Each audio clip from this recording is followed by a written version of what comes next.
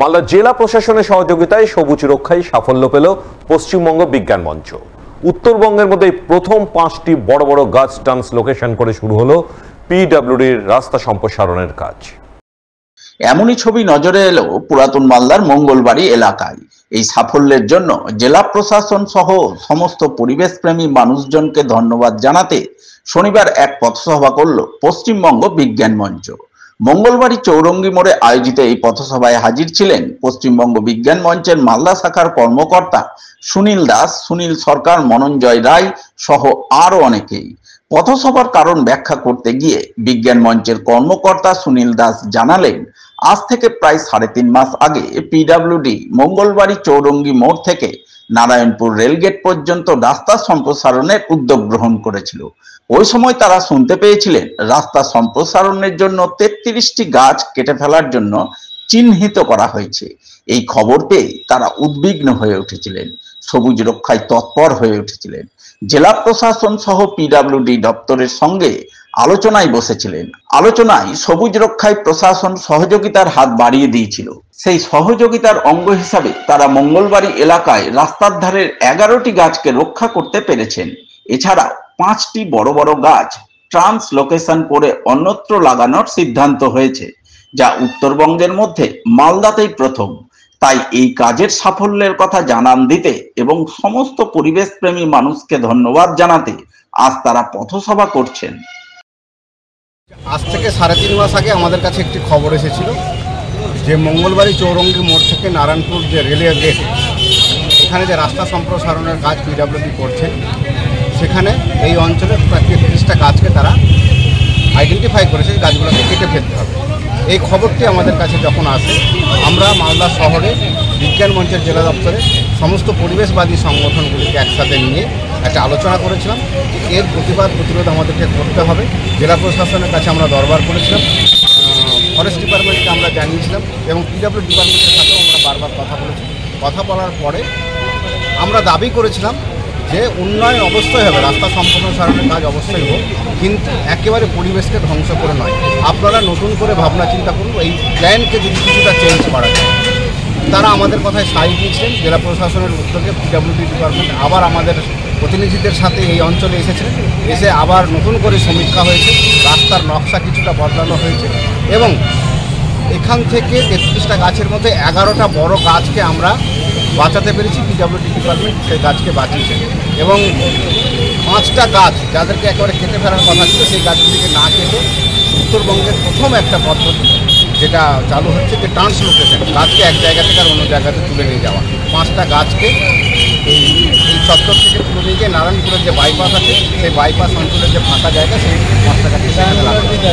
এই কাজকে সফল করবার জন্য প্রশাসন যেমন সহযোগিতা করে, আমাদের পরিবেশবাদী যে সমস্ত সংগঠন তারা যেভাবে লেগে থেকেছেন এবং এই এলাকার মানুষজন যেভাবে সহযোগিতা করে, তাদের আমাদের এই সফলতা পাওয়ার জন্য আমরা সকলকে ধন্যবাদ জানানোর জন্য আজকে আমরা এই পথসভাটা।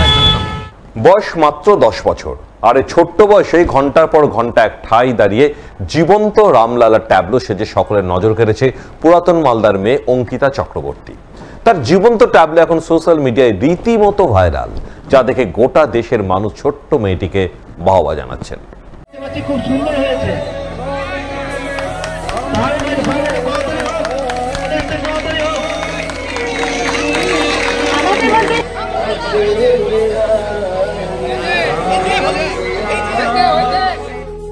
এই ছবি দেখে নিশ্চয়ই ভাবছেন এটা হলো রামলালার পাথরের মূর্তি, কিন্তু মোটেও তা নয়। এ হলো আসলে রামলালার জীবন্ত ট্যাবলো, যা সম্প্রতি পুরাতন মালদার 3 দিন ব্যাপী গম্ভীরা উৎসবের বড় তামাশার দিন দেখা গিয়েছিল। গত 31শে বৈশাখ এই রামলালার জীবন্ত ট্যাবলো সেজেছিল পুরাতন মালদা পৌরসভার 5 নম্বর ওয়ার্ডের তৈলমন্ডি এলাকার মাত্র 10 বছরের ছোট্ট মেয়ে অঙ্কিতা চক্রবর্তী।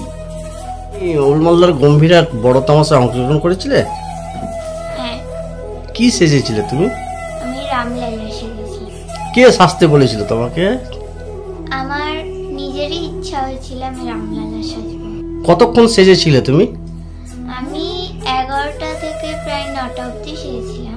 কষ্ট হচ্ছিল না তোমার? না। বিরক্ত হচ্ছিল মনে? না, আমার দাঁড়িয়েছিলাম বলে একটু পা ব্যথা করছিল, ভালোই ভালো লাগে।